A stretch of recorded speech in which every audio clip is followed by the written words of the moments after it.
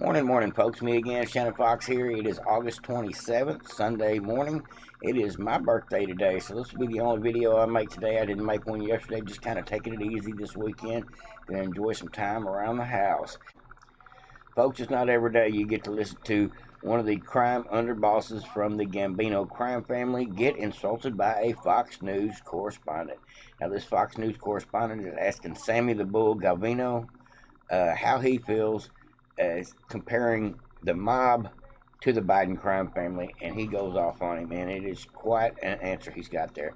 Now, this is about a 4-minute long clip, folks. Just bear with me. It's a little bit long, but it's greatly insightful information coming from Sammy the Bull. And if you don't know who Sammy the Bull is, he served his time in prison for all the dirty work he did for John Gotti and the Gambino crime family back during the 60s, 70s, 80s, and 90s.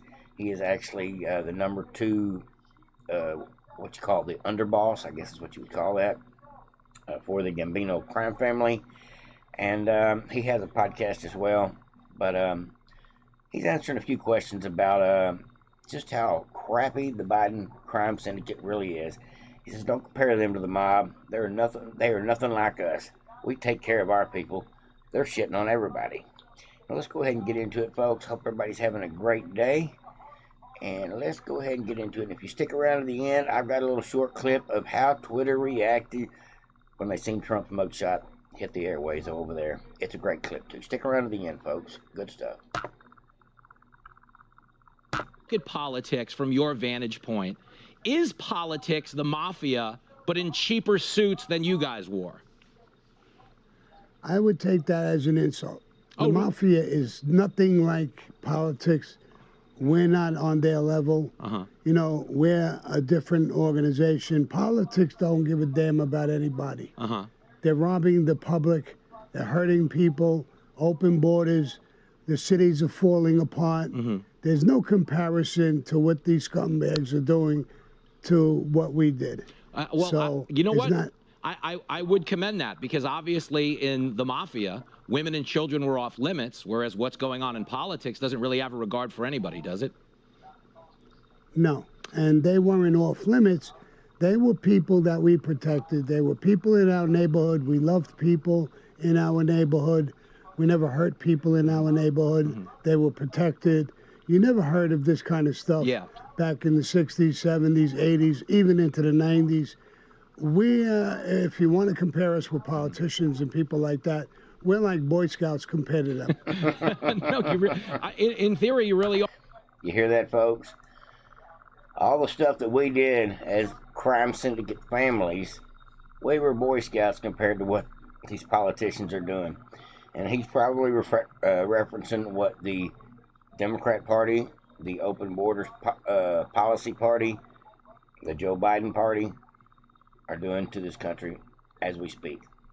And I think a lot of people would argue the streets were a lot safer in mafia neighborhoods than they feel today, right?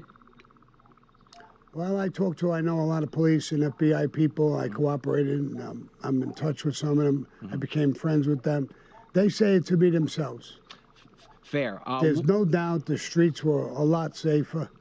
And so I think it's fair. It's not something that I'm making up. So. Yeah, no, certainly not. What do you think of the idea of the Bidens being a crime family? Does that behavior in any way remind you of things you've seen in the past? You know, I've been listening to what's going on with him, and I understand the RICO law. The Biden family is an exact replica of the RICO law. Yeah. I mean, that's what they did. But, you know, like, again, you talk about gangsters and different kind of crimes. You know, they sold out the entire country. Yep.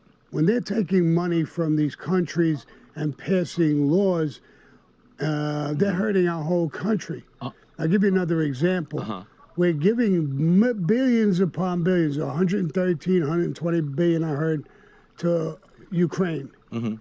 Hawaii, there was a disaster. I mean, it's terrible. You look at it, and he gives them $700 per family. That's nuts.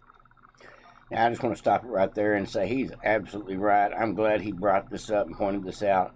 While Biden is trying to get another $28 billion for Ukraine after we've already given them $100 and something billion already, he could care less about the folks in this country that are doing without, whether it be the veterans on the street, whether it be the people of Ohio, with the train crash, with the late showing up FEMA and the almost not showing up Pete Buttigieg, to the Maui fires that still haven't been handled properly, while Biden showed up there and took a friggin' nap of all things while he was there for a total of about 5 hours.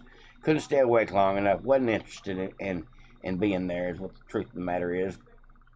Now, I'm glad to see Sammy the Bull Gravano is doing just what every other American should be doing that has the opportunity to get on any kind of airways and speak the truth. Just pointing out the truth. We're giving hundreds of billions of dollars away to Ukraine while we can't even help our people in Hawaii with this major natural disaster. It's pretty sickening, folks. I think everybody sees it. I think this is going to be the thing. This is going to be one more of the things that turn people against Biden. I think each and every day between the Trump indictments, just the comparison of how we are the America Last plan under the Biden regime, and everybody knows it, versus the Trump's America First plan. I think Democrats and independents are now finally starting to realize they can't do another 4 years of Biden at the rate we're going. We're going to have to pick the other guy. Even if you don't like Trump, he's definitely the better choice as far as the candidates, as far as the future of the country.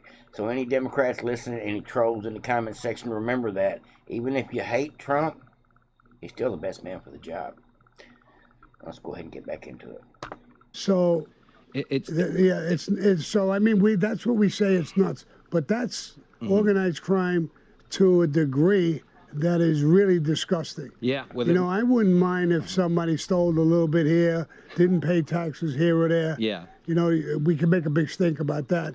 For but sure. These are the things that they're doing now. Yeah, for so sure. Are they a crime family? I think he's definitely a crime family, and it's a perfect RICO racketeering act.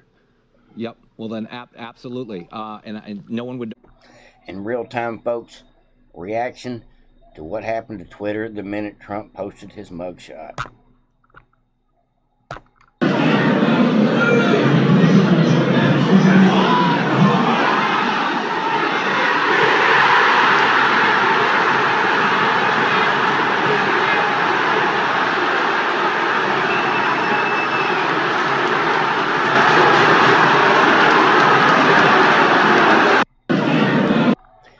And Twitter celebrates. Some people probably not for the right reasons, but the fact of the matter is they were ecstatic to have Trump back on their website. Now, whether Elon Musk is a Trump supporter or not, I believe he knows that Trump is the right man for the job. And as more and more time goes on, I think we will eventually get Elon Musk on Team Trump. Just my opinion, folks, but I believe it's the trajectory of things. Trump's the only one that can actually do the job that needs to be done, including taking on the deep state, even if he's got to do it from a prison cell. And because he's been treated like a convict, he's got the black vote coming in super strong right now, folks. Not just the folks of Atlanta. I'm talking about rappers. I'm talking about movie stars, other politicians, people from all walks of life, content creators that are not necessarily Trump supporters. They're starting to stand up and say, hey, look, if they're going to arrest Trump, I'm going to vote for him just to see how this turns out. Like, subscribe, and share to Voted Patriots. Hope everybody enjoyed. Have a great day. Over and out.